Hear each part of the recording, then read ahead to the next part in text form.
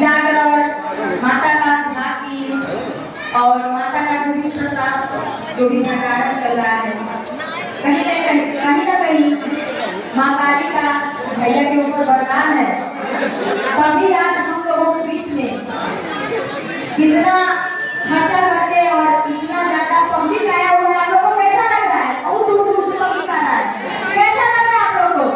एक बार जोर से स्वागत करके भैया का स्वागत करके अतिथि आप लोग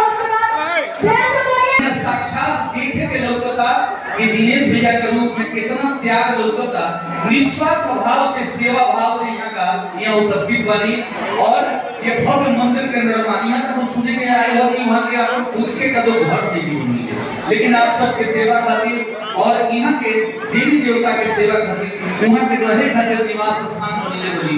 और आज हमने का बड़ा ही गदगद महसूस करते हैं सब भैया को बुला के, और आज के जब हमने के कलाकार आई बनी कि कहीं ना कहीं हम धन्यवाद बाबू 2 मिनट हमें बोलने के साथ 2 मिनट फिर हमने का 24 घंटा का खाली 2 मिनट, और हम धन्यवाद दें भौजी के उरतिया भौजी के। खाली हम ये दूसरा बार मिलन नहीं, पहला बार तो बहुत परिचय नाम है कि ये का फिल्म का प्रमोशन हो रहा है जाती रहे, और ये दूसरा बार है जब यहाँ के बुलावा पढ़ने आई बनी।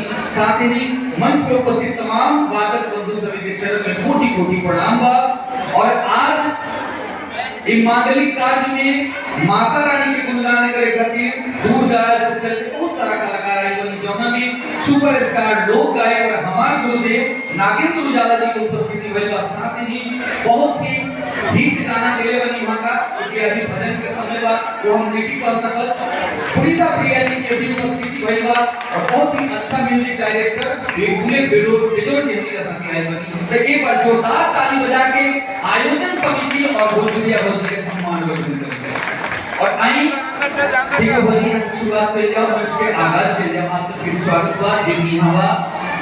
और सबसे पहले तक हम लोग उनसे एक ही चीज है कि अगर घर छोड़ के यहाँ के बैठल वाली तो एक दान दी, शांति के दान दी, खाली बात नहीं के करेंगे लोग आज सुने के बाद ए दीदी और व्यवस्था में लागनी यहाँ हमने के व्यवस्था मिल चुकल बा। आप सबके बहुत बहुत धन्यवाद। और आई सबसे पहले कहल लिखा कि कोनो भी मांगलिक कार्य की शुरुआत भगवान श्री गणेश से होला, और भोजपुरी बोल के भौजी साबित कर दे बनी कि यहाँ दर्शक भोजपुरी शब्द होला।